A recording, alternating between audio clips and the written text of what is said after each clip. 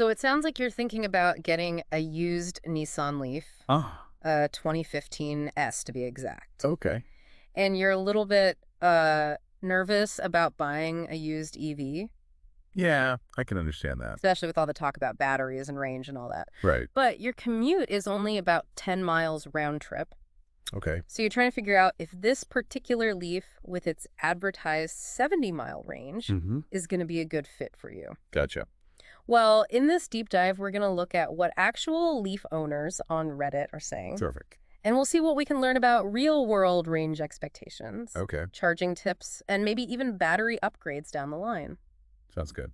So you mentioned that 70 miles sounds like plenty for your commute, but Uh, you're still a little unsure if that's realistic for a used EV, Yeah. especially with battery degradation and all that. Exactly. Well, one owner who goes by Incredible Wheat on Reddit Okay. has a 2015 Leaf, just like the one you're looking at. And they said they realistically get about 55 miles on a full charge. That's good to know. So even with a slightly reduced range, Yeah. you'd still have plenty of buffer for your 10-mile commute, Definitely. even if you needed to make a few extra stops along the way. Uh-huh. And another thing that's working in your favor is that you live in the Southwest. Right. So you don't have to worry as much about cold weather impacting your range. That's huge. Because one owner, Blessings of Rathma, pointed out that range can really take a hit in cold climates. Oh, yeah, for sure. But that shouldn't be a major issue for you. That's great. But even though range sounds like it won't be a problem, Yeah, I bet you're still a little concerned about the battery itself. of course. How long can you realistically expect it to last? Right. That's the big question with any used EV. It is. It's natural to be a little worried about that. Mm-hmm. Well, Incredible Wheat seemed pretty comfortable with the idea that the battery might eventually need to be replaced. Okay. And they actually found a place that does battery swaps. Interesting. So it's not necessarily a game over situation if the battery does reach the end of its life. Right. But another owner, Timmy too, brought up a different point. Okay. They mentioned the possibility of the battery failing without a financially reasonable fix. Yeah, that's a scary thought. So it's a valid concern. It is. And that's why a tool like Leaf Spy can be so valuable when you're buying a used Leaf. Leaf Spy. Yeah, it's this cool little device that can tell you a lot more about the battery's health Oh, okay. than just looking at the dashboard display. So what kind of information does it give you? One of the key things it shows you is the voltage of each cell pair within the battery. The voltage. What does that tell me? Well, you want all those cell pairs to have similar voltage readings. Okay. If there are big differences between them, it could be a sign that some cells are weaker than others. I see. It's kind of like if you imagine a team of rowers in a boat. Okay. If everyone's pulling their weight evenly, the boat moves smoothly. Makes sense. But if one person is slacking off... It puts more strain on the others. Right. And that's what you want to avoid with your battery. Gotcha. You want all the cells working together equally. So Leaf Spy helps me spot those slacker cells before they cause a major problem. Exactly. That's pretty neat. And Tim Easy specifically mentioned watching out for voltage differentials over 20 to 25 millivolts. All right. When the car is fully charged, Sorry. that could be an early warning sign of a battery issue. Gotcha. So it's not just about how much charge the battery holds, but No. also how well it's holding that charge across all the cells. That makes sense. And LeafSpy gives you even more information beyond just the voltage. Oh, really? It can also show you the SOH. SOH. What's that? It stands for state of health. State of health. So it's like a health score for the battery. Exactly. Okay. It's like a grade on a test Oh, with a higher percentage, meaning a healthier battery. Gotcha.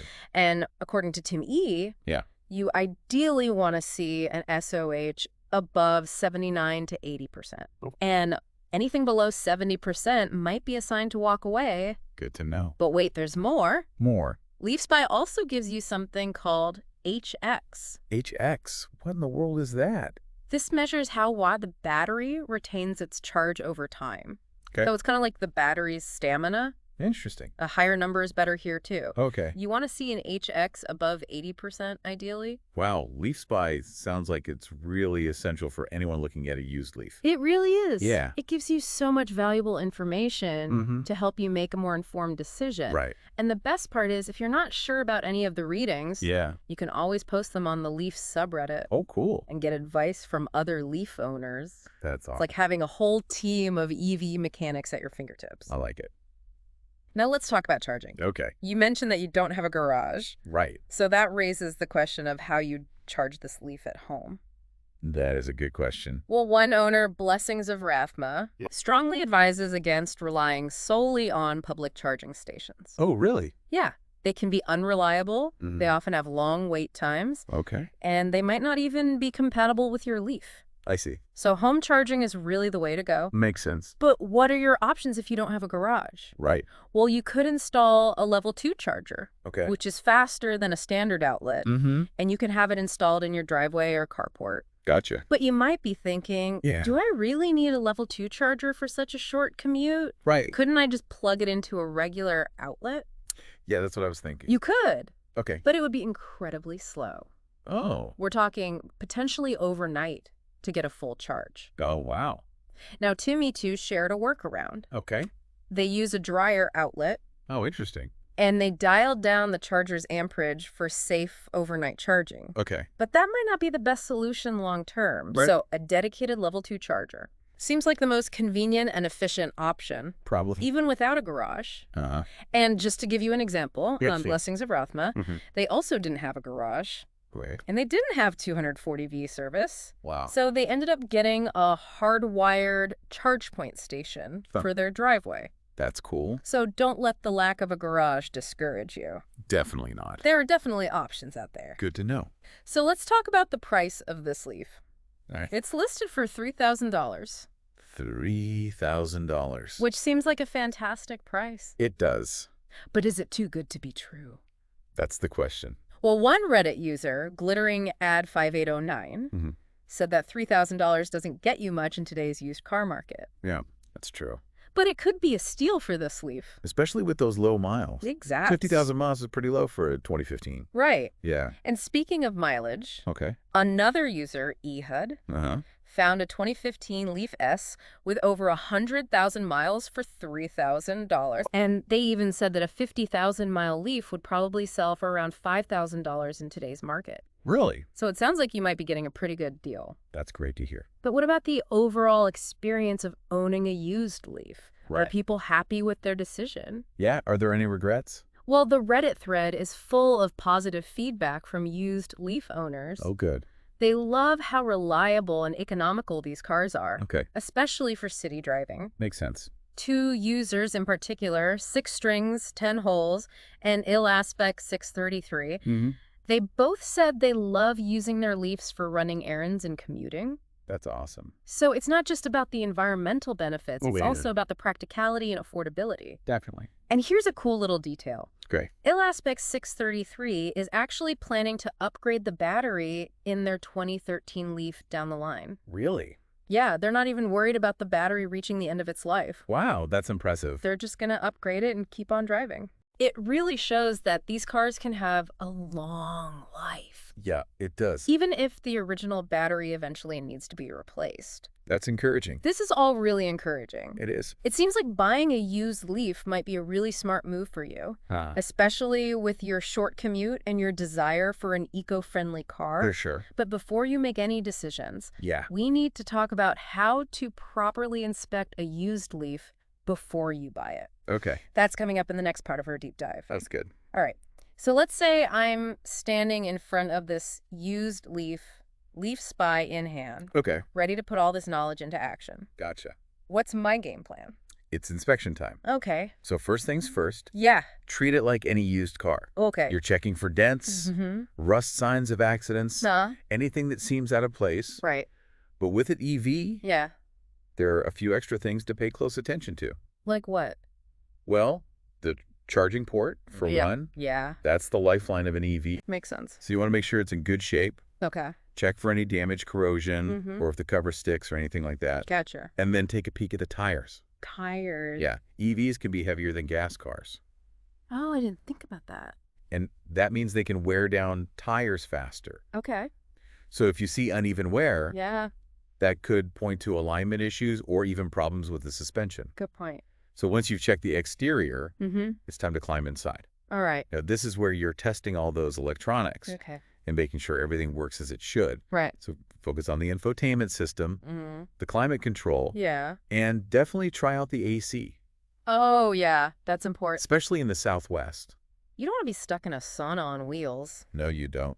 Are there any, like, weird noises I should be listening for while I'm in there? That's a good question. Yeah, EVs are remarkably quiet, I've heard that. which can be a blessing and a curse. So any unusual whirring, clunking, or buzzing Yeah, could signal a problem. gotcha. So listen carefully when you turn the car on and pay close attention to any changes in sound as you drive. Got it. All right, so once you've given the car a thorough once-over, it's test drive time. Okay, here we go.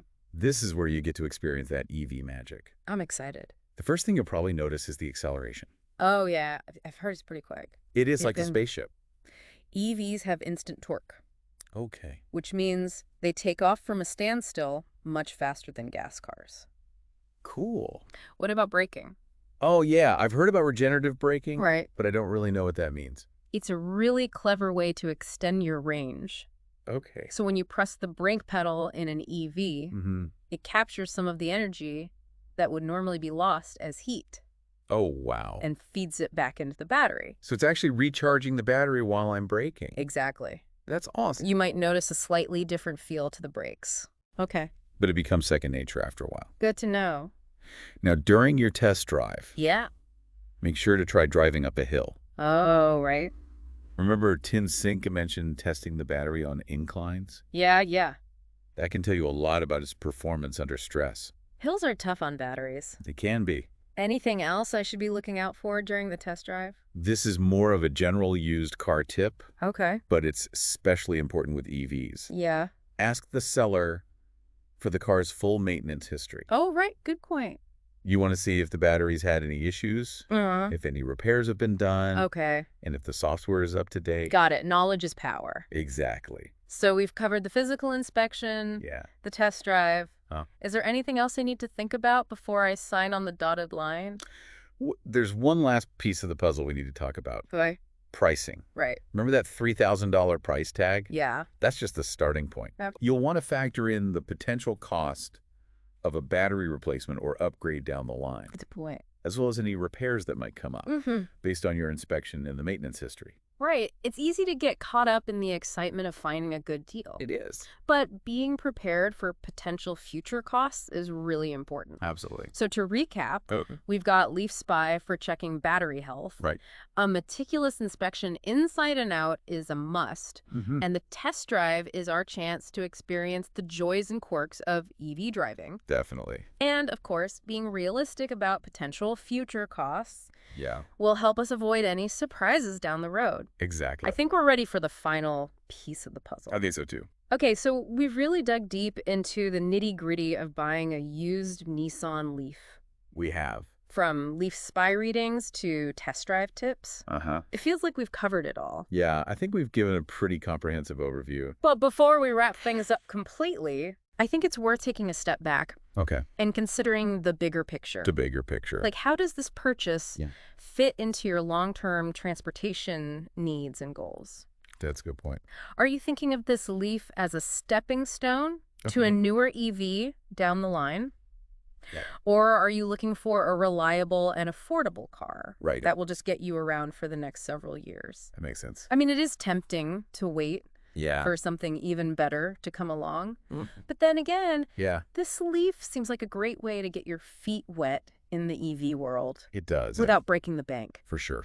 And remember those comments from 6 Strings, 10 Holes, and Ill Aspects 633? Oh, yeah, they love their Leafs. Right. Especially for just getting around town. Yeah, they seem to have found that sweet spot between affordability, practicality, and that eco-friendly peace of mind. Yeah, and it really highlights the fact that used EVs can offer a really compelling combination of benefits. Right. You get the environmental advantages For sure. without the higher price tag. Exactly. And as we talked about before, battery technology is constantly improving. So those concerns about limited lifespan Right. are becoming less of an issue. Oh, fair. And remember, Ill Aspect 633, Yeah. they were planning on upgrading the battery in their 2013 Leaf down the line. Exactly. And it's really cool to see people extending the life of these cars It is. and embracing the evolving EV landscape. It's inspiring. And with all the resources out there like the Leaf subreddit, Right. you're never really alone on this journey. It's true. You've got access to a ton of knowledge, support, Yeah. even clever workarounds like Timmy Yatu's dryer outlet charging solution. That's one of my favorite things about this whole deep dive. Oh, yeah. Just the sense of community and willingness to help each other out. Yeah, it's really refreshing. So as we wrap things up, Okay. what are the key takeaways you want to leave our listeners with? Well, first and foremost, a used EV, Mm-hmm. especially one with a good track record, like the Nissan Leaf, Okay. can be an amazing way to get into electric driving. I agree. And second, Mm-hmm. don't let the battery freak you out. Right. Arm yourself with knowledge, Yes. tools like Leaf Spy, Uh-huh. and the support of the EV community, Exactly. and you'll be able to make a really informed and confident decision. I think that's great advice. And lastly, Yeah. this is just the beginning of your EV adventure. Oh, I like that. It's an awesome time to be a part of this movement. It really is. And who knows where the road will lead you. Embrace the possibilities. Yes? Enjoy the ride. And remember, you're not just buying a car. Right. You're joining a community Yeah. of passionate individuals who are shaping the future of transportation. Well said. Good luck with your decision, everyone. Yeah, good luck. And we hope you'll share your EV journey with us. We'd love to hear about it.